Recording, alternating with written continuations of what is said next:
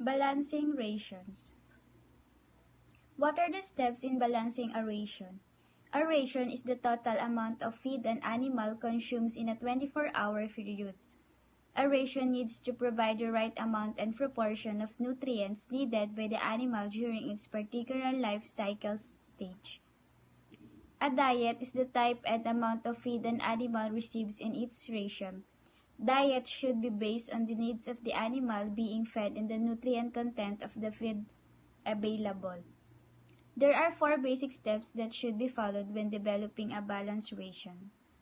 Identify the needs of the animal. A. The first thing that must be done is to determine the nutrient needs of the animal.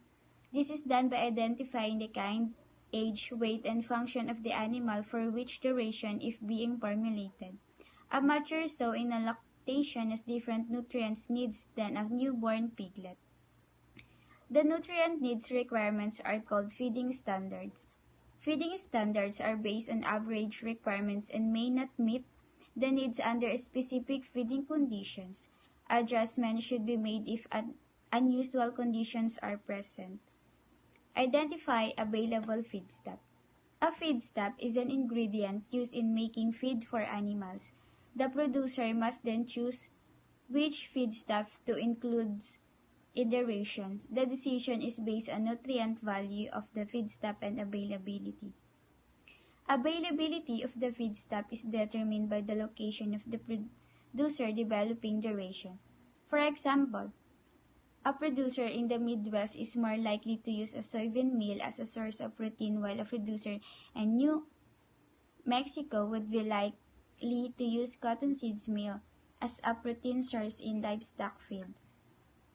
Calculate the amount of each feedstuff to use in the ration. There are several methods that may be used to do this. A commercial feed company would most likely use a computer program to develop the ration. The ration would be calculated to meet the energy level of the animal being fed. Producers developing their own ratios can use a simpler method known as person square to manufacture a balanced ration on their farm or ranch. Check rations against nutrients need of the animal. Make sure that the ration developed meets all of the requirements of the animals for minerals and vitamins. If there is an excess or deficiency, the ration will need to be recalculated to meet the requirements. Why is feed analysis important? A good ration should be balanced, have variety, be succulent, be palatable, bulky, economical, and suitable. Rations for young animals may need to be medicated. A balanced ration will increase gain, decrease expense, and increase profits. A variety of feeds will make ration balancing easier and increase palatability. A succulent ration that is juicy and fresh will increase production. Bulky rations aid its digestibility because of the fiber. The bulk or fiber is also the more inexpensive part of the ration. Economical rations should provide needed nutrients and maximize profit. Feed analysis plays an important role in determining if these factors are present in the feed ration.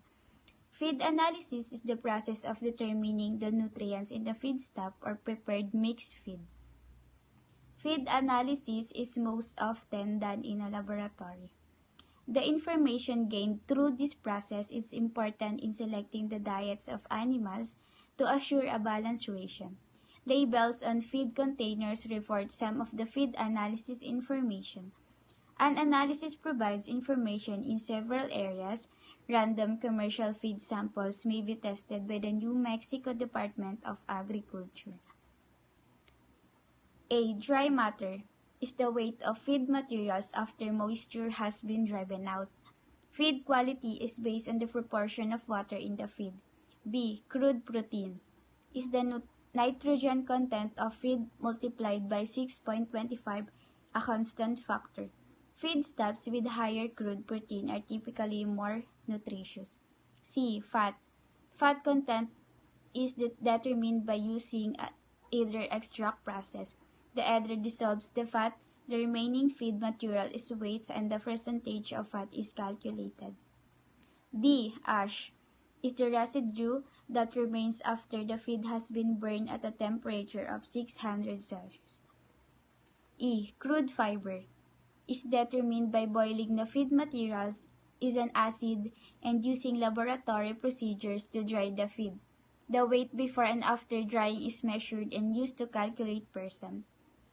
F. Nitrogen-free extract, or NFE. The percentage of NFE is determined by subtracting the percentage of water, crude protein, either extract, ash, and crude fiber.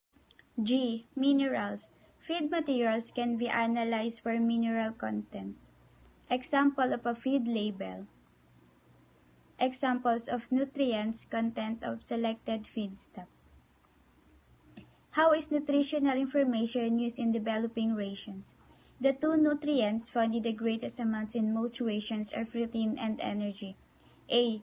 Protein is stated as crude protein and is given as percentage or grams on the feed label.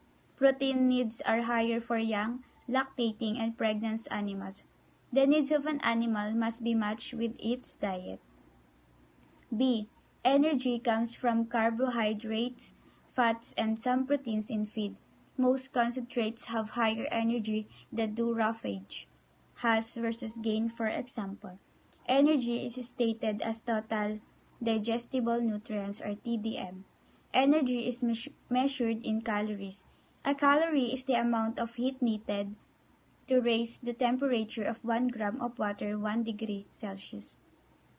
Calories in feed or as requirements are stated as kilocalorie or megacalorie. A kcal is 1,000 calories and mcal is 100,000 calories. Scientists have determined the energy available in most feedstuff as well as energy needed by most animals. Nutritional information about feed is used to formulate rations. The amount of each nutrient is figured into the ration. This is based on the nutrient requirements of the animals. The information tells how much roughage, concentrate, and supplements are needed. The Pearson square method is a way to calculate a ration for a specific animal. It can also be used to calculate ingredients for batches of feed. The method works well for most types of animal production.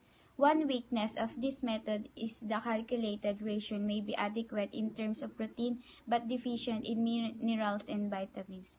Using this method requires information on the nutrients need of the animal and the nutrients content of the feedstuff used. The feedstuff used must be appropriate and practical. For example, high-end cottonseed would be common in NM, whereas orange pulp and fish meal would not be available. Information on nutrients content of feedstuffs is available in feed composition tables. The average nutrients needs of most animals are available in feeding standards table. Pearson square steps. Step 1. Draw a 1 to 2 inch square. Place diagonal lines across the square. Step 2. Write the percentage of crude protein needed by the animal in the center of the square where the diagonal lines cross. Step 3. Write the feeds to be used of each left corner. Place the percent of crude protein in the feeds after the name of feed. Step 4. Subtract the smaller of the numbers from the larger numbers. This involves crude proteins needed by the animals and that provided by the feed. Write the difference at opposite corners. Step 5. The numbers are the two right corners are parts of the two feed ingredients that are needed.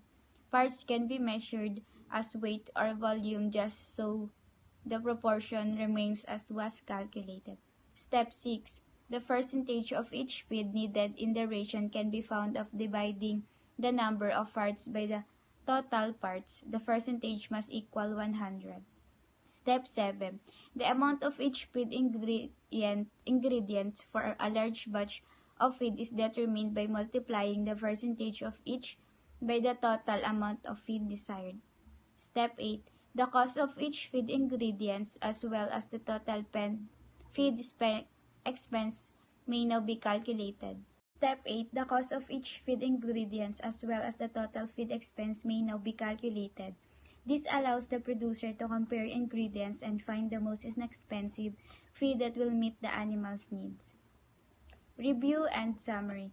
Identify the step in balancing a ration. Discuss the importance of feed analysis. Discuss how nutritional information is used in developing ratios. Develop balanced rations using the Person Square method.